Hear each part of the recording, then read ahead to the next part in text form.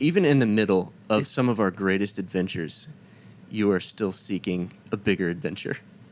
Which is not an easy way to be. That might seem helpful to you, but it's unhelpful to the person that's never feeling quite adventurous enough. I mean, that's what I've had to deal with as I've been facing my ego over the last 5 or 10 years, is realizing that this fun, exciting, visionary part of me, while it's a good part of me, it's often a tool that I use to avoid what I don't want to have to think about or face in the present.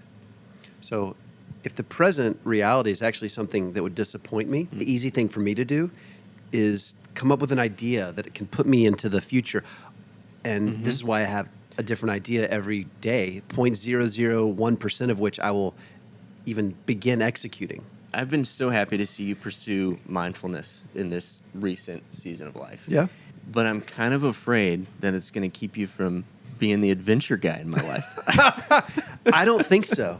I don't think so, because the more therapy I do, the more I grapple with my ego, the more I realize that the fears that are contained inside of my ego are actually holding me back from real adventure.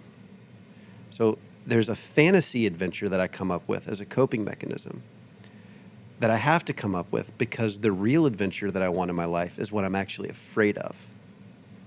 Going after what I actually want is scary. Let me make that practical. Here we are doing a podcast. It's been 5 years. Before this podcast, it's been 5 years since I've really put out anything of my own anywhere online. And I'm only able to do this because I've had to kind of go over a hurdle in my life of realizing that I'm too scared. I'm too scared that it's going to look bad. I'm too scared it's going to be embarrassing what I say. I'm too scared that I don't know who I am outside of Tripp and Tyler, all the things. But this is actually the thing that I want to be doing. This is the adventure that I want. Putting myself out there, starting conversations, exposing people who are my friends to a broader audience who I think have something to offer the world, who wouldn't necessarily get on a mic and say anything. This is the adventure I want. Well, that's what I've been wanting for you for the longest time.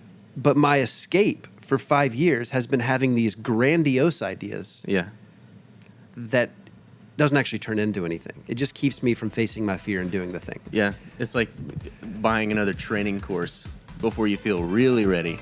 That's right. To go do the thing you're being trained for. Or buying the nice camera before you even know the first thing about storytelling. Yeah.